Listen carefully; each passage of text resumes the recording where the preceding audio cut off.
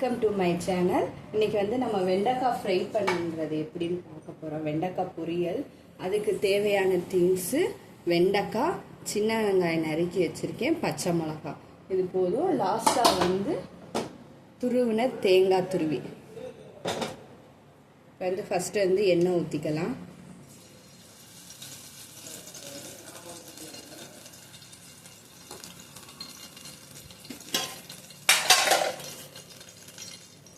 கடுகு போட்டுக்கலாம்.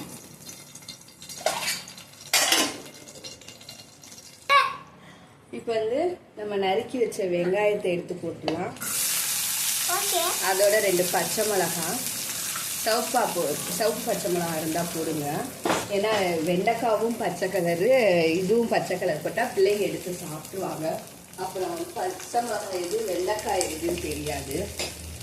நல்லா கிண்டி விட்டுக்கலாம். நல்லா வதங்கட்டும். இதோட கொஞ்சம் நைஸ் உப்பு போட்டுக்கலாம்.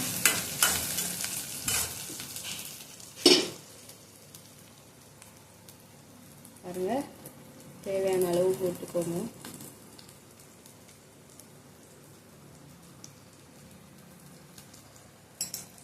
போட்டு கிண்டி விட்டுக்கலாம்.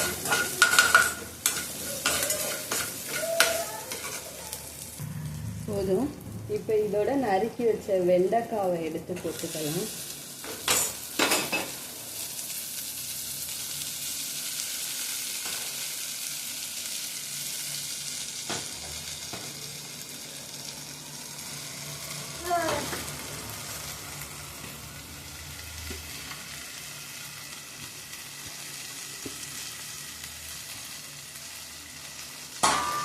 போட்டு கிண்டி வச்சுக்கோங்க.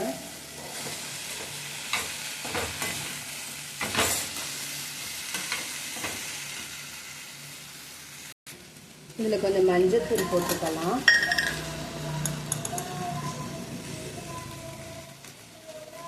இந்த வெண்டைக்காய் வந்து மோர் குழம்புக்கு, குழம்புக்கு இந்த மாதிரி இதுக்கெலாம் நல்லாயிருக்கும். நல்லா கிண்டி மட்டும் விட்டுக்கோங்க. அப்பப்போ தண்ணிலாம் ஊற்றக்கூடாது. சிம்மிலேயே வச்சு கிண்டி மட்டும் விடுங்க.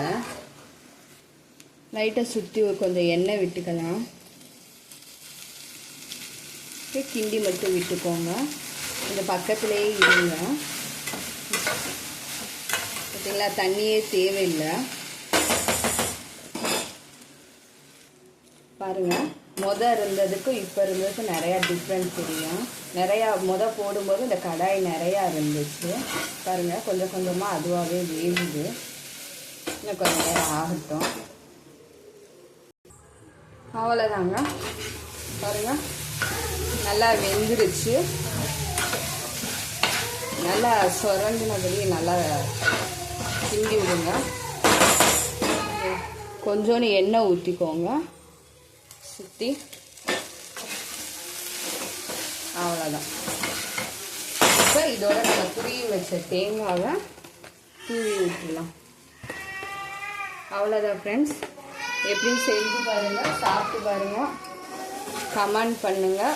சப்ஸ்கிரைப் பண்ணாதவங்க சப்ஸ்கிரைப் பண்ணுங்கள். அவ்வளோதாங்க. தேங்க்யூ.